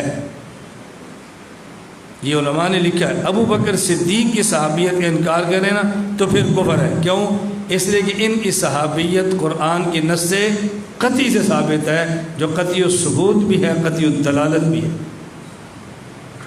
بقیہ کی صحابیت پر اجماع ہے، احادیث ہیں، لیکن صدیق کی صحابیت پہ قرآن کریم ناطق ہے۔ نمبر 2، سب سے پہلا شخص جو صحابی بنا ہے وہ ابو بکر صدیق ہے رضی اللہ تعالی عنہ۔ سب سے پہلا کا مطلب جو بالغ بھی ہو، مرد بھی ہو، ابو بکر صدیق ہے۔ حضرت خدیجہ عورت ہے، علی بچے ہیں، زید غلام ہے، ابو بکر اور بچے بھی تھے۔ ابو بکر صدیق بڑے بھی ہیں، مرد بھی ہیں، یہ پہلا شخص ہے جس نے حضور کا کلمہ پڑھ کے صحابیت کا شرف قبول کیا۔ میں افضل الناس ہونے کی وجہ بتا رہا ہوں، باقی چھوڑ دو، ہم اعمال کی بات نہیں کر رہے، ہم صحابیت کی بنیاد پہ بات کرتے ہیں۔ نمبر 1، جس کو قرآن نے صحابی کہا وہ ابو بکر۔ نمبر 2، سب سے پہلا شخص جو صحابی بنا وہ ابو بکر۔ نمبر 3، سب سے زیادہ عرصہ جس نے صحبت نبوت کا اٹھایا وہ ابو بکر۔ نمبر 4، جس کی 4 پشتیں صحابی وہ تنہا ابو بکر۔ افضل الناس ابو بکر صدیق کیوں ہے، میں یہ سمجھا رہا ہوں، باقی باتیں بات کی ہیں، ہم اعمال کی بنیاد پہ بات نہیں کر رہے، قربانی کی بنیاد پہ نہیں کہہ رہے، ہم کہتے ہیں کہ صحابیت یہ کمال ہے، تو جس میں جتنی صحابیت ہوگی اتنا ہی افضل ہوگا۔ صحابیت کے کمال میں ابو بکر صدیق کا ہم اللہ کوئی نہیں ہے رضی اللہ تعالی عنہ۔ میں اور دلائل دیتا ہوں، پھر بات بڑی لمبی ہوتی ہے۔ یہ بات اچھی طرح یاد رکھنا، سب سے بڑے کمال دو ہیں، ایک ہے کمال علمی اور ایک ہے کمال عملی۔ کمال علمی میں اصل نبی ہوتا ہے، فرع صدیق ہوتا ہے۔ کمال عملی میں اصل شہید ہوتا ہے اور فرع ولی ہوتا ہے۔ وَمَن يُطِعِ اللَّهَ وَالرَّسُولَ فَأُولَٰئِكَ مَعَ الَّذِينَ أَنْعَمَ اللَّهُ عَلَيْهِم مِّنَ النَّبِيِّينَ وَالصِّدِّيقِينَ، یہ کمال علمی ہے۔ وَالشُّهَدَاءِ وَالصَّالِحِينَ، یہ کمال عملی ہے۔ کمال علمی میں نبی فاعل ہوتا ہے، صدیق قابل ہوتا ہے۔ نبی علم دیتا ہے، صدیق قبول کرتا ہے۔ اور کمال عملی میں شہید فاعل ہوتا ہے اور ولی قابل ہوتا ہے۔ توجہ رکھنا۔ اور صدیق اکبر کمال علمی میں یہاں تک پہنچے ہیں، اللہ کے نبی فرماتے ہیں ما سب اللہ فی صدری الا سببتہ فی صدر ابی بکر۔ اس حد تک کمال علم ابو بکر صدیق پہنچا ہے رضی اللہ تعالیٰ عنہ۔ اور صدیق ایسی چیز ہے، مجھے یہ مسئلہ بڑی دیر بعد سمجھ آیا، بڑی دیر بعد۔ ایک مسئلہ تھا جو بڑی دیر بعد مجھے سمجھ آیا۔ مسئلہ کیا تھا؟ میں 1994 میں افریقہ گیا، 1994 میں پہلی بار گیا۔ اس وقت میں 23 سال کا نوجوان لڑکا تھا، 1994 میں۔ جب ہم زامبیا پہنچے، اب وہاں کیا تھی دعوت، گجراتی انڈین، وہ جب کھانا کھاتے ہیں تو پہلے میٹھا کھاتے ہیں، پھر روٹی سالن چاول جو بھی ہے کھاتے ہیں۔ جب انہوں نے وہاں رکھا دسترخوان پہ تو میں نے میٹھا نہیں کھایا، میں نے پہلے سالن کھایا، روٹی کھائی جو ہماری ترتیب ہے۔ میرے ساتھ ایک اور مولانا صاحب، انہوں نے ہلکا سے مجھے اشارہ کیا کہ یار یہ لوگ میٹھا پہلے کھاتے ہیں، یہ کیا کہیں گے، ان کو کھانے کا طریقہ بھی نہیں آتا۔ میں نے کہا ہم سمجھیں گے، ان کو نہیں آتا۔ یہ کون سی ٹینشن والی بات ہے؟ وہ سمجھیں گے ان کو نہیں آتا، ہم سمجھیں گے ان کو نہیں آتا، بس جو چیز پسند ہے وہ کھاؤ۔ اب ان کی وجہ سے ہم اپنا پورا مزہ خراب کر بیٹھے۔ ہم لوگ پہلے میٹھا کھا لیں، پھر کھانے کی مرچ اتنی تنگ کرتی ہے، کھانا مشکل ہو جاتا ہے۔ میں نے خیر کھا لیا۔ میں سوچتا رہا کہ یہ لوگ کھانے سے پہلے میٹھا کیوں کھاتے ہیں؟ اچھا، ہم نے جو پڑھا تھا، سنا تھا، ٹھیک غلط اپنی جگہ پر ہے، لیکن سنا ہوا یہ تھا کہ یہ رسول اللہ صلی اللہ علیہ وسلم کھانے کے بعد میٹھا پسند فرماتے ہیں۔ یہ میں 94 کی بات کر رہا ہوں۔ یہ میرے ذہن میں اشکال چلتا رہا۔ میرے بہت سارے اشکال ہیں جو سال چلتے ہیں، وہ جب تک حل نہ ہونا میں جان نہیں چھوڑتا اس سوال کی۔ اب میرے ذہن میں الجھن بنی رہی کہ یار نبی پاک کھانے کے بعد میٹھا پسند کرتے ہیں، یہ کھانے سے پہلے کھاتے ہیں، آخر وجہ کیا ہے؟ ایک وقت آیا، آج 2019 ہے، یہ غالباً بات ہوگی 2014 کی یا 15-14 کی شاید۔ میں نے تحذیر الناس کا مطالعہ کیا۔ تحذیر الناس میں حضرت نانوتوی رحمۃ اللہ علیہ نے ایک بات لکھی۔ وہ بات کیا لکھی؟ فرماتے ہیں کہ صدیق حق ایسے قبول کرتا ہے جیسے میدا میٹھا، اور صدیق باطل کو ایسے پھینکتا ہے جیسے میدا مکھی کو۔ تحذیر الناس میں صدیق حق ایسے قبول کرتا ہے جیسے میدا میٹھے کو قبول کرتا ہے، اور صدیق باطل کو ایسے پھینکتا ہے جیسے میدا مکھی کو۔ کبھی شاید آپ کا واسطہ پڑا ہو، کبھی مکھی منہ میں چلی جائے نا، اندر نہیں جاتی، حلق اس کو باہر پھینکتے ہیں، مکھی اندر نہیں جاتی، نیچے نہیں اترتی، کچھ بھی ہو جائے، حالانکہ مر گئی ہے پھر بھی نیچے نہیں اترتی، وہ باہر ہی آتی ہے۔ میدا اس کو قبول نہیں کرتا۔ اب مجھے تھوڑی سی بات سمجھ آئی، اب بات چل رہی، میں حل ہونے کے نا مسئلہ قریب ہونا شروع ہو گیا۔ مزید 2 سال گزرے، ایک جگہ ہم علماء کی مجلس میں تھے، اس میں ایک عالم فرمانے لگے بھائی میٹھا اگر کھانے کے بعد کھائیں تو جو کھایا ہوتا ہے نا وہ ہضم ہو جاتا ہے۔ لو جی، میرا سارا اشکال حل ہو گیا۔ میں نے کہا جن لوگوں نے زیادہ کھانا ہے وہ میٹھا پہلے کھاتے ہیں تاکہ اوپر سے ڈالتے جائیں اور میدا ہضم کرتا جائے، اور جنہوں نے کھائے کو ہضم کرنا ہوتا ہے وہ میٹھا کھانے کے بعد تھوڑا سا میٹھا کھاتے ہیں۔ تو ان کا مقصد ہے زیادہ کھانا، اس لیے پہلے میٹھا کھاتے ہیں، اور پیغمبر کے منشا جو تھوڑا سا کھایا وہ ہضم ہو جائے، اس لیے بعد میں کھاتے ہیں اور یہ مسئلہ حل ہو گیا۔ کتنے سال لگے لیکن ہم نے اس کو چھوڑا نہیں۔ اب آپ بتاؤ جب میں اتنے چھوٹے سے مسئلے پہ لگا رہتا ہوں تو باقی عقائد پر میں کتنی محنت کرتا ہوں۔ آپ اندازہ نہیں کر سکتے جب تک کوئی عقیدہ حل نہ ہونا مجھے سکون نہیں آتا۔ تعبیر، پھر یہ تعبیر، پھر یہ تعبیر، پھر یہ تعبیر۔ یہ سادہ ہمارے گواہ ہیں۔ مولانا صاحب کو بلاؤ، بھائی جی ذرا یہ لکھو، بھائی فلاں استاذ کو بلاؤ، یہ ذرا اس پہ بات کرو، وہ فائل دوبارہ اٹھا کے لاؤ، یہ لکھو۔ جب تک ہماری وہ تعبیرات پوری نہیں ہوتی نا مجھے سکون نہیں آتا۔ یہ جو عصمت انبیاء پر اعتراضات کے جواب میں آپ کو دے رہا ہوں نا، یہ میں تفاسیر دیکھنے کے بعد، اپنے اکابر کے جوابات دیکھنے کے بعد، اس جواب پر یہ شبہ ہوگا، اس پر یہ شبہ ہوگا، اس کی تعبیر میں یہ نقص ہے، یہ حل نہیں ہوگا، اب یہ تعبیر لاؤ، لگے رہو لگے رہو لگے رہو۔ پھر اللہ تعالیٰ شرح صدر فرما دیتے ہیں، پھر بیان کرنے والے کو بھی شرح صدر ہوتا ہے، سننے والے کو بھی شرح صدر ہو جاتا ہے۔ بات سمجھ آ رہی؟ اللہ تعالیٰ آپ سب کو محنت کی توفیق عطا فرمائے۔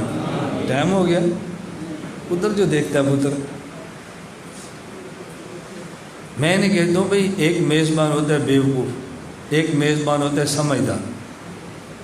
جو میزبان بیوقوف ہوتا ہے نا وہ کہتا ہے جی ٹائم ہو گیا بس کرو، اور جو سمجھدار ہوتا ہے نا وہ سامنے بیٹھ کے گھڑی دیکھتا ہے بھائی ان کو سمجھ آ جائے کہ ٹائم ہو گیا۔ ہم نے وہ گھڑی الگ لگائی ہے، یہ گھڑی الگ باندھی ہے۔ آپ کے چہرے میں الگ دیکھتا ہوں، آپ کے چہرے مستقل گھڑیاں نہیں پورے گھڑیال ہیں ہمیں سمجھ آ رہا ہوتا ہے بھائی آپ کیا چاہتے ہیں، اس لیے میں وقت سے پہلے ہی آہستہ آہستہ بات سمیٹنی شروع کر دیتا ہوں، بھائی ٹائم قریب ہو گیا۔ اللہ تعالی ہم سب کو بات سمجھنے کی توفیق عطا فرمائے۔ افضل الناس کون ہے؟ انشاءاللہ اس پر پھر بات صبح کر لیں گے، ٹھیک ہے؟ اب میرا خیال ہے اگر آپ اجازت دو تو کل ہم تھوڑی سی رفتار تیز کریں تاکہ الفقہ الاکبر پوری ہو جائے، ورنہ تو ایسی ہے کہ اللہ اکبر صدیق پر بولنا شروع کریں، کیا بات، صدیق تو عکس نبوت ہے، یہ تو ہمارے پسندیدہ ترین موضوعات میں سے شان صدیق۔ اس کی وجہ ہر بندے کا ذوق ہوتا ہے نا، یعنی مجھے صحابہ کرام رضی اللہ عنہم اجمعین میں سے سب سے زیادہ جو مناسبت ہے وہ ابو بکر صدیق سے، ایک مناسبت ہوتی ہے نا، قلبی انس ہوتا ہے، وہ صدیق سے۔ میں اپنے سادہ کو سمجھانے کے لیے کہتا ہوں، میں نے کہا میں ایک تحریک لے کر چل رہا ہوں، تحریک تب چلتی ہے جب ایک صدیق ملے، سمجھ آ گئی؟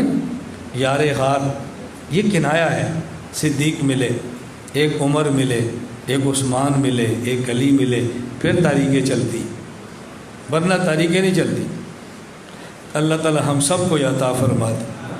تو یہ چار تو ایسا پسندیدہ موضوع ہے کہ بس میں کیا آپ کی خدمت میں عرض کروں۔ صدیق کی صداقت کو بیان کرو، پیغمبر سے مشابہات بیان کرو، پھر صدیق کی خلافت کو بیان کرو، پھر خلافت میں ہونے والے اعتراضات کو بیان کرو، پھر صدیق کا حضور سے تعلق ہے وہ بیان کرو۔ کیسے مضمون ہے یہ؟ تو ایسے پر لطف مضمون ہے کہ بس بندہ بیان کرتا جائے، لطف آتا ہے، محبت آتی ہے، اور بیان کرنے کو دل کرتا ہے۔ بہرحال ہم تھوڑا مختصر کریں گے تاکہ یہ تھوڑی سی کتاب پوری ہو جائے، ورنہ بات لمبی ہوتی ہے، کتاب رہ جاتی ہے۔ اب تو دیکھتا ہے، وہ سمجھتا ہوگا اس کو دیکھا ہے وہ تو قریب بیٹھا ہے، میں تو بہت دور ہوں، میرا تو پتہ نہیں چلے گا۔ بابا میں کئی بار کام سادے ہیں لیکن اتنے بھی نہیں جتنا میں نے آپ کو شام کو بتایا تھا۔ سبحان اللہ و بحمدہ، سبحان اللہ۔